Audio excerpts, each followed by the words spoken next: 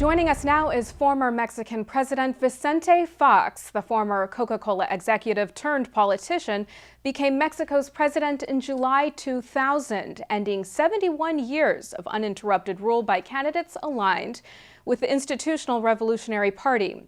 President Fox, thank you so much for making time for us today. It's good to have you here. Pleasure for me, and hello to everybody there. U.S. Ambassador to Mexico Carlos Pascual has resigned his post after his critical remarks of the Mexican government's ability to win the drug war were revealed by WikiLeaks.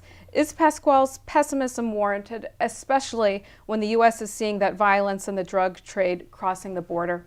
Well, in public activities, you never know who is resigning voluntarily and who has been asked to resign.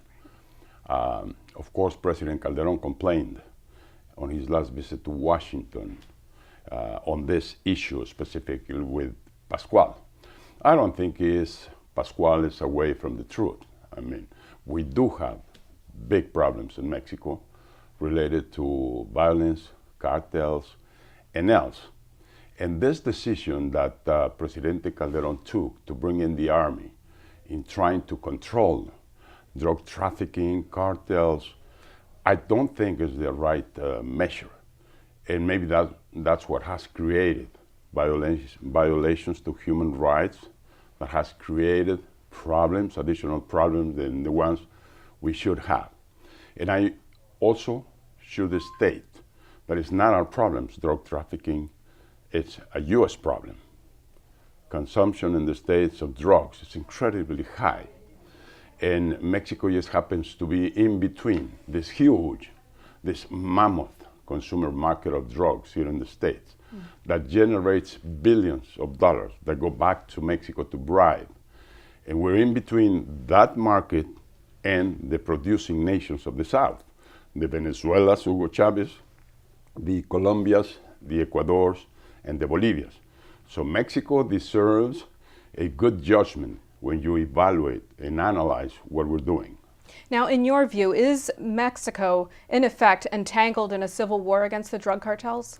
We're undergoing a war, no doubt. 35,000, maybe up to now 40,000 people killed, either members of the cartels or members of the police corps or members of the army. So yes, I think we are in a war, although everybody's trying to deny that we're going through a war, but that's what it is. That's why we have to move to a new paradigm. That's why I've been proposing that we must legalize and decriminalize consumption of drugs.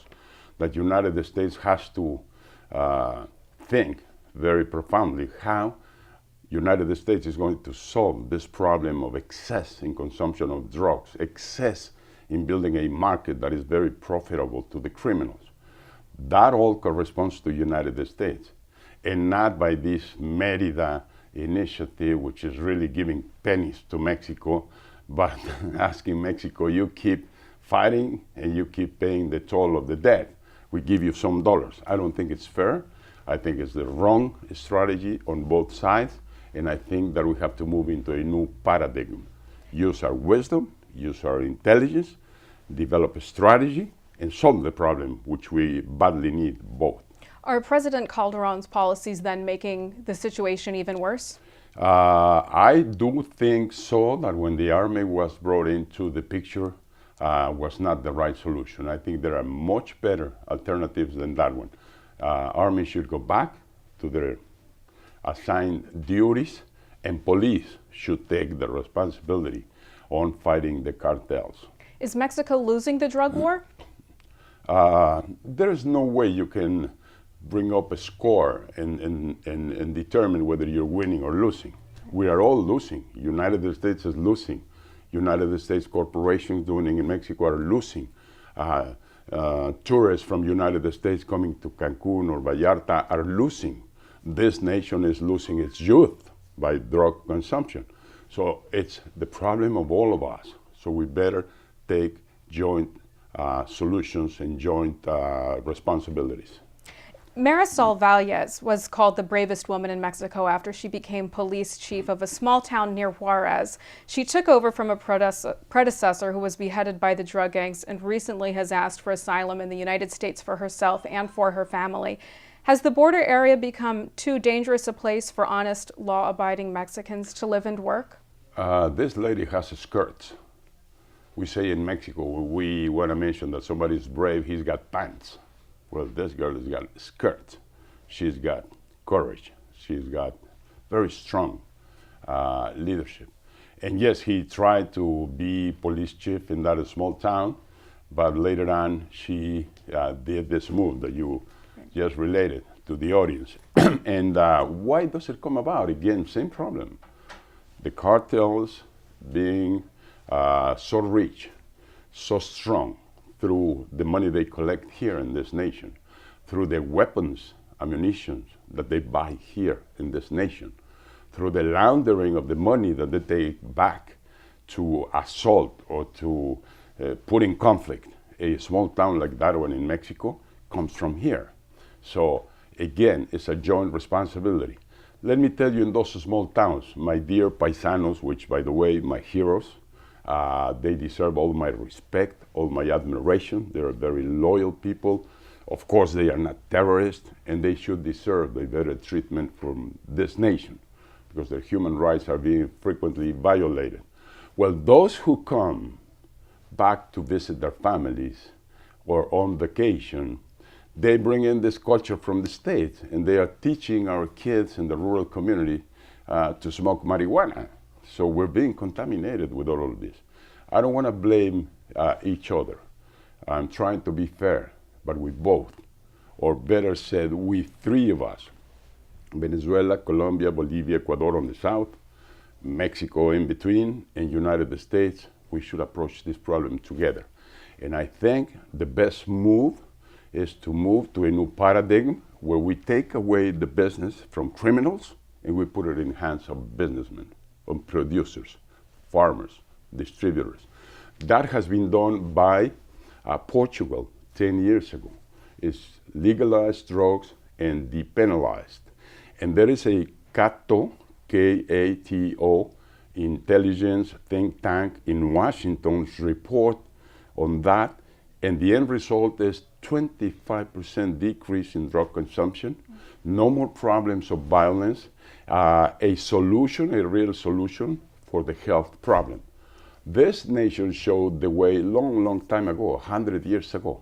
There was the prohibition to drink alcohol, and criminals came all about it. When you have a black market, criminals come to take it. Once it was liberated, once it was legalized to consume alcohol, the problem was finished. And this is exactly the strategy I think we should pursue on drugs, because we cannot ask government to solve the problems of the parents, the family, and the consumers. I think it's our own self-responsibility to keep and take care of our health, to be sure that we don't consume drugs that affect our health, and that we educate our kids, because the state will never be able to eradicate drugs from the face of the earth. They are always going to be there. It's a free choice. But kids should have their own limits. Kids should take their own decisions. Consumers should limit or totally eradicate their own consumption. National Guard troops that have helped beef up security along the U.S.-Mexico border since last summer will leave in June. You have said that the idea of a border wall or fence isn't going to work, but you have also criticized as xenophobic the Arizona law that would empower state and local officers to enforce federal laws pertaining to undocumented immigration. Are you saying then that the U.S. should have a completely open southern border where everyone and anyone can come and go as they please? Absolutely not. I am calling for the wisdom and leadership of this nation. I am calling for the dream of the founding fathers of this nation. I am calling for the dream of my own grandfather, which was born here in Cincinnati, Ohio, and by the way, came as a migrant to Mexico without a penny in his pocket. And he made his American dream down there in Mexico. Okay. What I'm calling for is wisdom, intelligence. There is a bill at Congress prepared by Senator Kennedy, Senator McCain, a bipartisan initiative, and it's been sitting there for years, 7 years, 8 years. I discussed and agreed with President Bush a strategy for an integrated migration reform, and it's been sitting there without any solution. So here comes Arizona. When they see that federal government and Congress in the United States don't take and assume their own responsibilities, then they make local laws on an issue that is not local. Migration and keeping security in the borders is not a local state issue. It's a federal issue. So I make a call on U.S. Congress. What are they doing on this issue, migration? Why the decision is to build walls? What is the fear in this nation? I think that this nation has shown us all over the world to be open, to use wisdom, to look for freedom and democracy, to innovate, to create. And I think the solution of building a wall is lousy. I mean, it's very poor. It's totally lacking intelligence. Walls have never worked. The wall in Berlin didn't work. And President Reagan came to that wall and said, Mr. Gorbachev, tear off that wall, please. And now you're building your own walls. Is President Obama doing enough to help Mexico? Obama is totally mixed up with all the things he's got. He's got to solve Libya, and he's got to solve Afghanistan, and he's everywhere. And this nation, I don't know why it's not showing the leadership and the capacity to attend different issues at the time. President Bush concentrated for 6 years, well, for 5 years, on terrorism, and everything else was forgotten. The border with Mexico, the partnership, the NAFTA deal with Mexico, the relationship with Europe. So it seems to be that there's only capacity for one issue at a time, and that's wrong again. I think that we have to open our minds and look for doing other things than just that one. And maybe I should end up with that. We're getting more and more used to the use and exercise of power. We're using more, gaining respect by fear, which is partially what is happening here in some other parts in the world.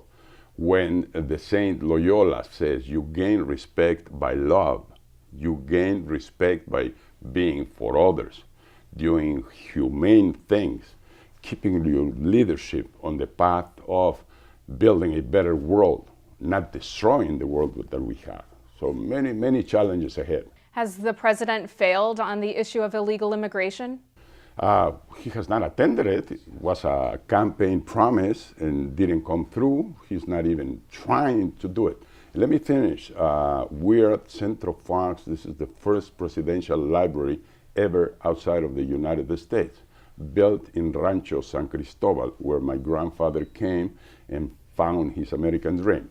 In that library, we dedicate ourselves in body, heart, and soul to leadership, because leaders are the ones who are going to change this world, moving from violence to peace, from struggle to harmony, from quantitative per capita and income to well-being per capita for people. We human beings do our best in the peace and harmony scenarios, and number two, we human beings do our best when we are understood that it's not only money what we want, that we want spiritual things, that we want values, that we want peace and harmony.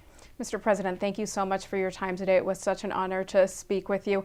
If folks want to find out more about your library, where can they go? www.centrofox.org.mx. President Fox, thank you. Thank you.